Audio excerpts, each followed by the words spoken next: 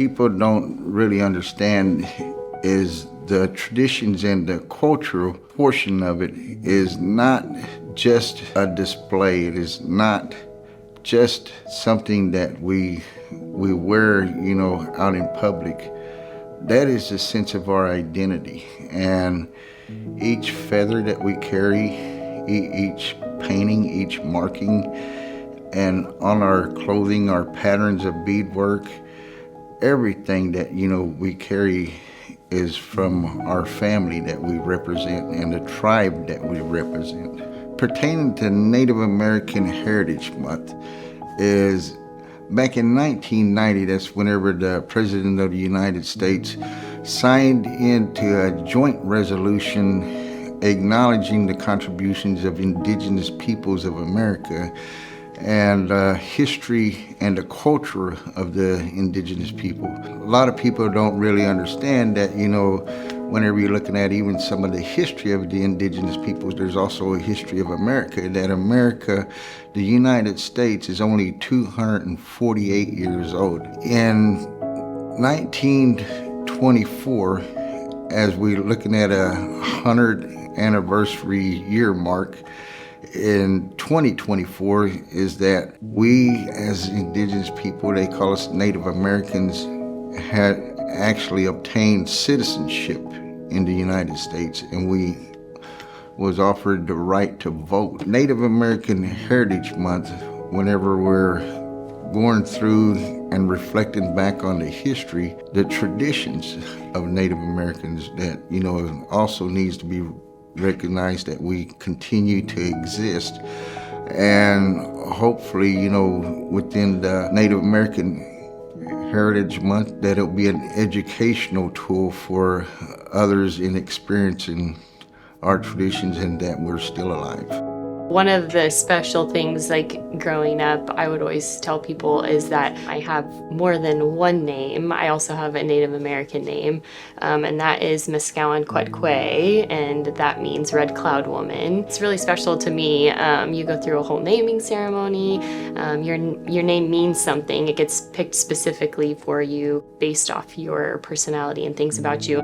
I am both Irish and Native American, and I learned recently, I took a trip to Ireland, and after that trip, on that trip, I learned this really cool story about the relationship between the Irish and the Native American, and it made me think about hunter health and everything that we stand for, helping those in need, being there for our community. The Choctaw Indians, when they gave that money, so they sent money over on ships across the ocean at a time they were still recovering and trying to pick up their pieces after the Trail of Tears that they had just gone through. And so even in their time of suffering, they were helping, they were being generous and being there for somebody else. And that's what I would say, try and put your hurt or whatever you're going through aside and look to help somebody who needs it.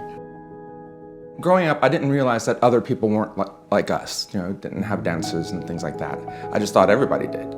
And then as I grew older, I came to know that that's something really special. And I think through everything that's happened to our people, I'm glad that we've held on to all of those things that make us us. And I think that's what got us through some of the atrocities that have happened in the past. Native American Heritage Month, to me, means that it's a chance for us to shine, to show who we are, and to be proud of who we are. In the past, that wasn't always the case. We were always proud of who we were, but we were made to not feel proud. I think it's a chance for people to study our culture, see our people, see who we are, and it's a chance for us to share our heritage and our cultures. Being a Native person working for Hunter Health is an honor. I have long ties to Hunter Health. I remember going to the original building on Central as a kid, and my grandparents, Rufus and Lena Squirrel, they had a room named after them in the original clinic. My grandma was really good friends with Vera Hunter, Jane Vera Hunter, who the clinic is named after. So I have just all those ties, and I never thought I would have ended up working for Hunter Health. I get to hopefully make a difference in the community and represent our Native community in a positive way. There's almost 600 tribes if you include the state-recognized tribes, and each one is totally different. I spent my lifetime working with a lot of Native American tribes, going to the reservations every day to work, in the office. And then as I did that, I learned their culture and the way they did things. And each culture was very unique and beautiful, and I loved when I was asked to participate in some of their cultural activities. So I would just say I can't make one statement, but I would just ask that everybody, spend some time finding out about, cultures, maybe of a particular tribe. My Indian name is Madashi, and it's a Potawatomi name, and it's Bear Clan. And I was named by my grandmother's brother on the Kickapoo Reservation. He was Potawatomi. In addition to getting my grandchildren named, one thing I really hope to pass on to them is the number of Native Americans that have served in the United States services. We've got Veterans Day coming up in November. And just this morning, my daughter asked me a question I thought she would never ask. But she said, Mom, with Veterans Day coming up, I want to know the list of names of people in our family, Native Americans in our family who have served. That was one thing I was really happy to pass on because, Native American service to the United States in my family goes back to the Korean War, and where my father served in the Korean War, and then my stepfather served in the Vietnam War. So it was really great that she had an interest in that and to pass all that information on to her.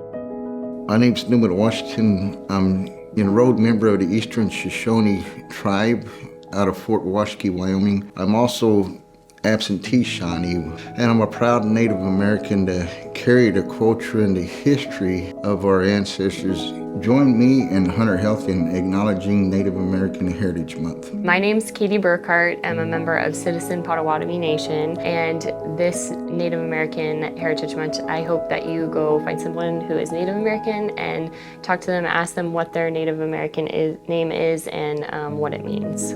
I'm Rod Pocawatchit, and I'm from the Pawnee, Shawnee, and Comanche tribes. And this Native American Heritage Month, please take the time to learn more about our culture, reach out, study, and experience it. We invite you. It's always been an invitation. And I hope that more people take this time to learn about Native culture, but I think also learn more about themselves. Think about what they think being a Native person is, or what our heritage is, and maybe teach them, learn something for themselves. My name is Laura Razzo. I'm from the Kickapoo tribe of Kansas. I'm also a Prairie Band Potawatomi descent. And what I would hope that people would do is maybe find out something a little bit about Native culture. There's all kinds of tribes out there. There's Pueblos, there's tribes, there's Alaskan Natives. Just find out something about them and something interesting and during this month.